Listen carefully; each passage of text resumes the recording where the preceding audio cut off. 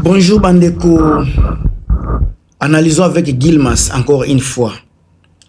Nalingina kota sana la droit de réponse nangai na batu ebele pona ba attaque makambo ebele zoleka pona kaka vidéo yo na salaki pona Koffi Olomide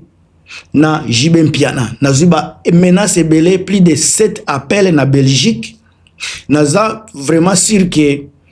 Sylvie Mulumba mutaza kotinda batu parce qu'il afanda na Belgique. Ce n'est pas pour rien batu ya Belgique ndeba banda kobenda kobenga kosuanisa nga kofinga nga babina longo la vidéo wana eza kosilisa valeur ya mutu. Bande ko nazoya. Galoi Gakoso na pesho mbo théâtre Trésor Boalou Freddy Malonga merci kozala wana Sandim Fumu Fandi Fumu na pesho mbo théâtre la dame des dames la femme avec F majuscule Sandim nani Irene Mabweni na pesho mbo théâtre la patriote moi si kitoko Patricia Edouard Dapemba Mbote Belé na pesi bino en tout cas merci na soutien na bino toza kokota se kokota bande ko nangina tuna ngana zotuna kaka mituna na ba oyo baza ko benga ba ataki ya pamba wana oyo ko bangisa pe mutute tangu Sylvie Mulumba azako fungola makolo azako panza makolo ngamu tunazala ko tinda ye epa ya Koffi oyo toyo kaka yango toza koloba ngamu tunatinda jamais Sylvie Mulumba asala infidélité soit eza ngamu tunatinda jamais JB alala na mwana ya 13 ans ngamu tute nazoloba makambu oyo tozomona toza koyoka oyo toyebi yango toza koloba bino pourquoi bolingaka vérité te nani mutu abosani ete Koffi Olomide asala pena sala ebele na Sylvie Mulumba nani mutu ayebi yango te sika pona lobi yango combien de messieurs eza na réseaux sociaux batu nyoso balobelaka yango kaka ngai pona lingi ko salela yango kaka analyse bukomi ko benga bande kona kotika na ngai te nga mutu natinda Sylvie te akende kofungola ka makolo epa ya batu. Et puis Koffi azaye moko te mutu alala na ye baza ebele bobanda kotuna bantourage ya JB Mpiana pourquoi JB abengana bantourage wana pembeni na ye Sylvie azalaki mwasi oyo bapesa ye kaka pona avida soif bapesa kaka JB po JB azalaki na ba stress mwasi auti kotika ye bapesi ye mwasi eza mwasi te oke JB akende koluka selo histoire bakabela ye mwasi je ko komuta ye bakosolola bazopesa yozo mona mutu azokaba muleki na ye ezalaki donc ko JB azalaki na situation moko ya mabe soki ngana komi ko kaba leki na ngai pa mobali cela veut dire que e komi na dimension mususu est-ce que ngamu tunalobaki JB andima ye ngamu tunatindaki JB andima Sylvie soki Sylvie kaka baza ko ndeko na yaza ko ebise kende ko linga JB c'est que déjà zalaki mwasi ya normal était soki Sylvie bandeko na ngai bino boza ko finga ngai boza ko benga pona ko finga soki Sylvie Mulumba zalaka mwasi ya normal mwasi ya sérieuse tangu baza ko mema ye pa JB lokola mupiko lokola marchandise esa soki azaki na personnalité na yanga ki aboya te angaki azelata JB kasi abanda ko linga ye po ya ndima mais ozoka je kokaza ko mema yaya zo mema leki donc yaya yebike leki akoboya te ube leki azamutu aza poa kabaka sika ngai yanga nini nakati JB yango basi bakabwana na ye eza histoire oyo kotikala ekozala jamais effacé eza histoire ndenge moko na histoire ya JB na Brinette ekotikala jamais ko changer on aza koloba Koffi soki abetaki ye ezala mbala moko ezala mbala mibale ezala mbala misatu ezalaki na objectif ya ko punir JB Mpiana parce que mutu normal oyo aza camarade na yo akoki jamais kolala na mwasi na yo Sika koma kini na niveau nini oyo ekotinda Sylvie akende ko céder kaka boye akende ko céder. Est-ce que JB muto donc tokoloba Sylvie azalaki insatisfaite était pas ya JB. Po JB azangaki mbongo te akopesa ye. Ndeko na ye sina ni soki je koko azalaki pe na mbongo akokabela ye. Mais soki ekomaki na niveau ete ye akipe mbongo ya JB te, akipe pe notoriété ya JB mpiana te. Mais akende komi boka na maboko ya Kofi, c'est parce que nanu ye moko monaki supériorité à Kofi Olomide. Donc aza mwasi asala ki balance, aza mwana mukete, azala ki minerité, atala ki pe balance. Oyo Kofi aza oyo JB azo pesa ye yangoyo, atali pe notoriété ya JB mpiana. Oyo tamusunde kona je koko aza okabela ye, azotala pe notoriété ya je koko. Sika ye moko azotala pe Kofi Olomide ya série wana. Kofi Olomide ya ba miziki wana azota la notoriété soki ake kokoya kuna tokoloba azalaki insatisfait te Sylvie azalaki na esengote pas JB na ebite soki azalaki insatisfait te ya mbeto parce que ça na mibali mususu komona ka za mobali mais na mbeto boye zo simba te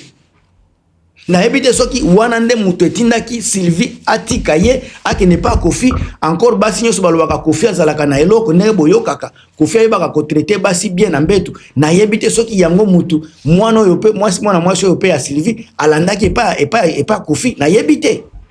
tango asali ba balance wana soki asopaki JB mpiana malgré kozala camarade ya yaya na ye propre et ça na quelque chose za wana soki mba négocier yo babondeli yo pona kozala mwasi ya mutu mais sika aye komona malgré ko négocier malgré respect à yaya na ye malgré respect à JB a décidé ne kokene na maboko ya Kofi Olomide. Sylvie wo sleep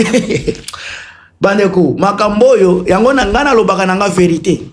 Soki lelo Kofi akoma kosakana na wenge c'est parce que asakana déjà na JB mpiana akepe kosakana na nani oyo na Feregola yango bomonaka Kofi azalaka na facilité ko adhérer bana wenge mais akoma kaka na difficulté tango komi wera et pas ya wera Kofi Olomide azalaka na difficulté wera c'est dakate wera za na stratégie wera za l'homme wera za mobali nga wana selonga wera za mobali Kofi abenga donc Kofi akendati na concert ya wera mais wera akenda na concert ya Kofi te. Kofi a invité wera mbalebele na ba concert wera akendeki te na ndimite soki ezalaki JB nde asi akendeki na ye po JB alinga lokumu mais aza mutu a stratégie te atalaka te kwa côté positif na côté négatif yango asala erreur akweya na ba idéologie ya Kofi Olomide akweya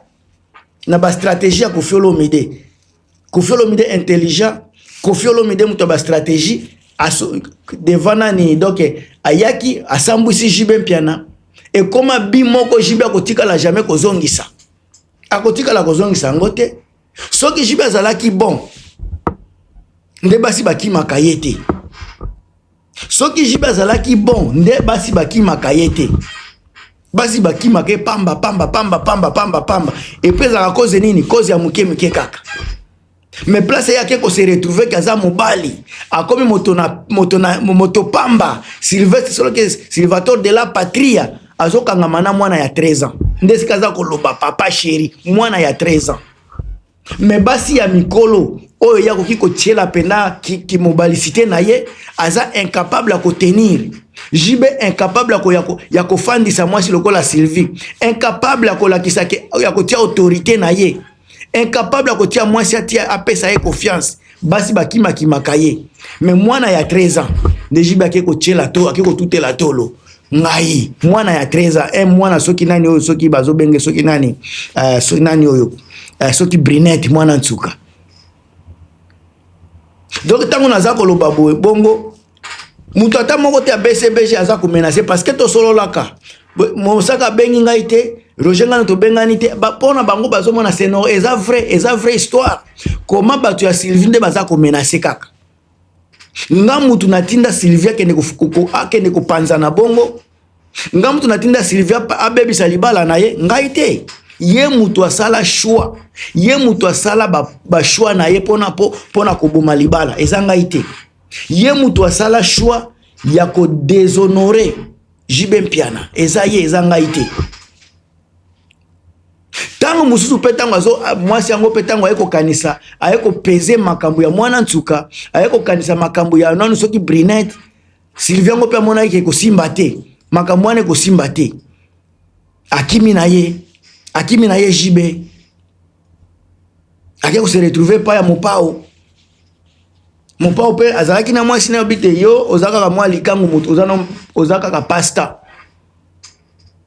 ezalaki Kofi azwaki na kaka Sylvie pona pasta pona kopesa correction na JB Mpiana na makambo asala ki akobenga kaeba étranger yango bokomona ka jamais JB koya kosala ba déclaration ya pamba devant Kofi et kozala te parce que Kofi a démystifié JB, Kofi a humilié JB na niveau oyo JB akotika la jamais kotelema devant Kofi babanda ko solola akoko kakangote. Pom humiliation oyo JB azwa devant Kofi eza humiliation oyo mwana mobala ko zwa te nde oyo humiliation ye azwa sika devant Kofi bana ngana komi na suka botiaka ba point de vue na bino ba commentaire ya bino mais une chose est vraie bandeko na ngai ya Belgique ngamutu natinda Sylvie te asala infidélité ngamutu natinda Sylvie te na maboko ya JB ngamutu natinda Sylvie te atelengana kaka bongo ngai te bandeko bandeko na komi na suka bo partager bo commenter ayo eza makambo masolo vérité sur vérité on est ensemble à plus.